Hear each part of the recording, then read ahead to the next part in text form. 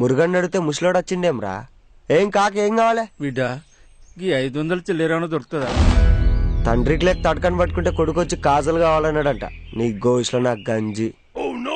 రాత్రి నుంచి వెళ్ళి ఏం తినలేదు బిడ్డ. పొద్దుటి నుంచి వెళ్ళి చిల్లర అడిగితే నా దగ్గర లేదంటాను. ఆకలి బాగా అవుతుంది. చాయ్ తాగుదామన్నా చిల్లర లేకుండా పోయింది. పోనీ ఈ 1000 రూపాయలు తీసుకొని 100 రూపాయలండి. ఇక 1000 కొందా గిదా ఇదేదో బాగుందిరా పోయి.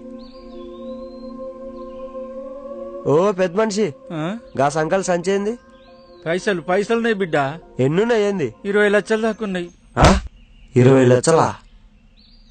కన్ని పైసలు సంకల పెట్టుకుని ఎట్లా తిరుగుతున్నావు కాక? ఎవడైనా కొట్టేసా? ఊకో బిడ్డ, ఎవరు కొట్టేస్తారు?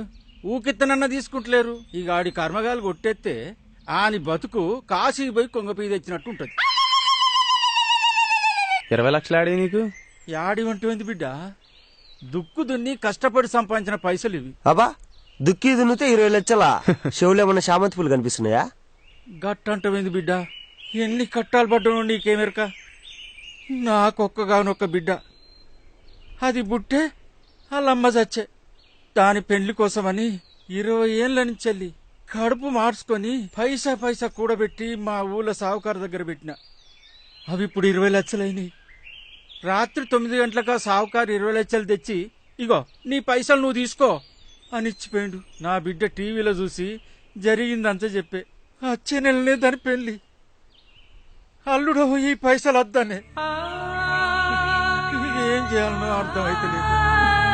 ఇక పట్నం పోయినా పైసలు మార్చుకొని వస్తానని వెళ్ళిన బిడ్డ.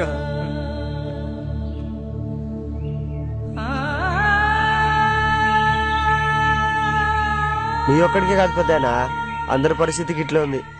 ఒకవేళ బయట పైసలు మార్చినా మస్తు కమిషన్ తీసుకుంటారు. అంటే లంచమా? గసవంటిది అనుకో. మోడీ చేసింది గిదేనా? గీంతేనా? గీంతేనా అంటే గంతే. ఏం నీకోసం ఏమన్నా చేయాలనా? నా కోసం చెప్తాడు. ఏ పర్లేదు చెప్పు కాక, మన తాను ఫోన్ ఉన్నది, రికార్డు కొడితే మోడీ దాకెళ్తాది. గట్లనా? అయితే చెప్పడానికైతే షానున్నాయి. అయితే చెప్పమలా. మన దేశానికి రైతే రాజు.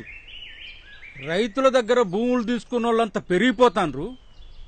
రైతులేమో రోజుకొక్కరు చచ్చిపోతాండ్రు. అందుకే రైతుల్ని కూడా ప్రభుత్వోద్యోగుల కింద తీసుకొని నెల నెల జీతాలు ఇచ్చుకుంటా వ్యవసాయం చేయించాలి. ఏంద్రీడు ఏం పెద్ద ఆయన మైండ్ ఉండే మాట్లాడుతున్నావు? ఏంది మైండ్ ఉందంటే మీద మసాలా దోశ మొక్కపోడా. చెవులు పెట్టి చెప్పేది నువ్వు. చదువు చెప్పే పంతులకి, కాపలా కాసే పోలీసులకి, వైద్యం చేసేటి డాక్టర్లకి జీతాలు ఇచ్చి పోషించగలేంది రైతులకిస్తే తప్పేంది? వ్యవసాయం అంటే అందరికీ చీప్ అయిపోయింది.